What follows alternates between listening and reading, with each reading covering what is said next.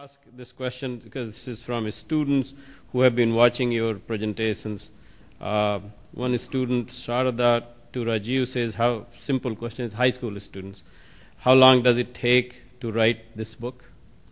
Well, I'm writing in parallel many books, and this is volume 1 of 7 volumes that I'm trying to finish up, 1 or 2 volumes a year.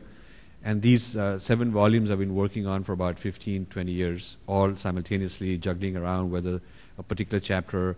Even in the last moments, I removed some chapters to put them in future chapters. So this is a parallel work going on. And this is my own Samudra Manthan, if you will, an internal churning that goes on. So that's my story.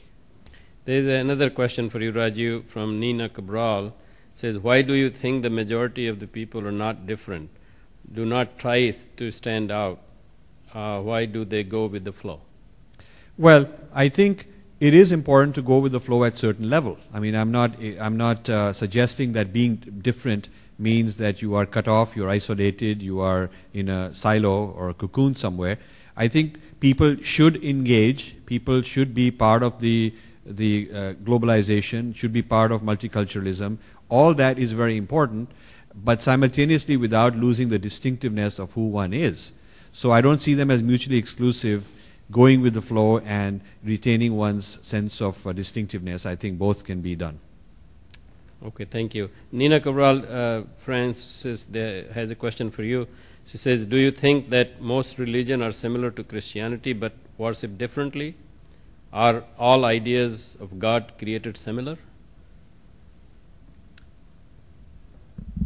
No, I think we agree that there are both similarities and differences involved, that in a Christian perspective, God seemed to want to make the human race incredibly varied, incredibly diverse, so that while it's possible to say Americans and Chinese and Indians and Brazilians and everybody else, we're human beings, and that implies an enormous amount of common nature and so on, and yet we're different. Our languages are different, our cultures, the way we practice the meaning of life, all of these things differ. So I think differences and similarities always have to both be on the table, and that in certain contexts, such as human rights, we might want to say nobody has a right to kill or torture somebody because this is a human being we're talking about.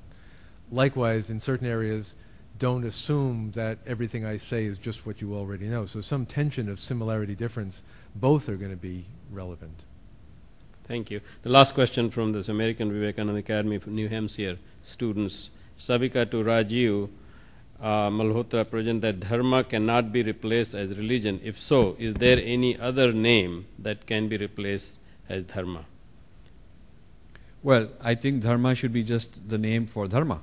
Why do you need to legitimize dharma by looking for an English word? Why is there the anxiety that says, what's the other word that is going in English that is going to replace dharma? Why not introduce dharma and make it an English word? It already is in a kind of pop culture sense, but make it more clear. And when you go to conferences or when you talk about, when people say, what's your religion? Say, I'll tell you my dharma.